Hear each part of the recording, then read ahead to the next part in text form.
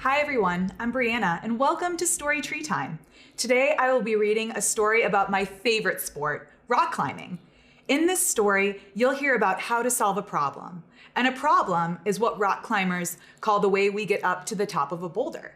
My family and I rock climb together all the time, so we love to solve problems, like our author Ashima talks about in her story. Ready to read with me? We're going to be reading How to Solve a Problem: The Rise and Falls of a Rock Climbing Champion by Ashima Shiraishi, illustrations by Yao Xiao.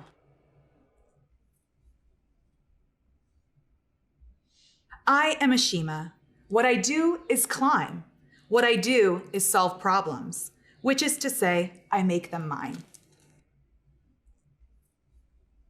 We climbers call our boulders problems. We also call our problems problems. And to solve them both is sort of the same. Once I had a problem and it stretched into the sky. It was tremendously endless.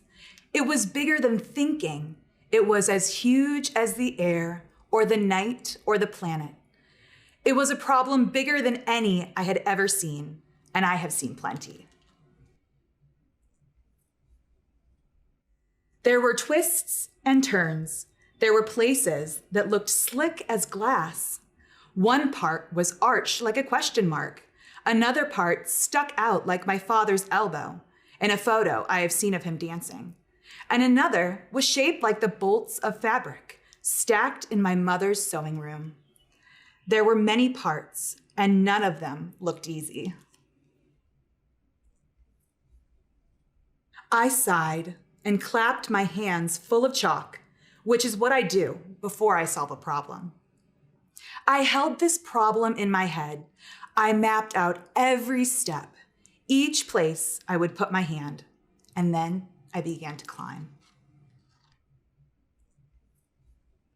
Dug my toe into the dot of the question mark, jammed my fingertips into the bend of my father's dancing elbow, kicked my leg over my mother's fabrics. I was climbing on nothing but air. And then, for a moment, the world slipped out from under me. The ground beneath me rushed up and pressed into my back like the hand of a giant named gravity. So I dusted myself off. Dad asked how I was feeling. He passed me a peanut butter and jelly sandwich, and for a while, we just sat there. Then, when I was ready, I looked at the problem again with the new information the fall had given me. Each fall is a message, a hint, an idea, a new way to move from over there to over here. And so I started, and so I fell, and so I climbed again, listening to what the fall had told me. The problem that was endless, which I broke into little pieces, the problem that gave me hints with each fall, and surely and quickly, I climbed the wall. I dug my fingers there and here and stretched my arms like ropes. I threw my body through the air and caught myself in all the ways I'd imagined, a bright path of thinking. And there, at the top of the problem, I looked down at the bolts of fabric, the dot of the question mark, the bend of the elbow. And I waved hello at the memory of how hard the problem was. And looked for one problem more.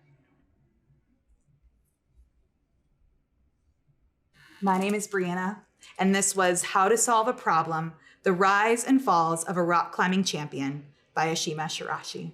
Thanks for reading with me.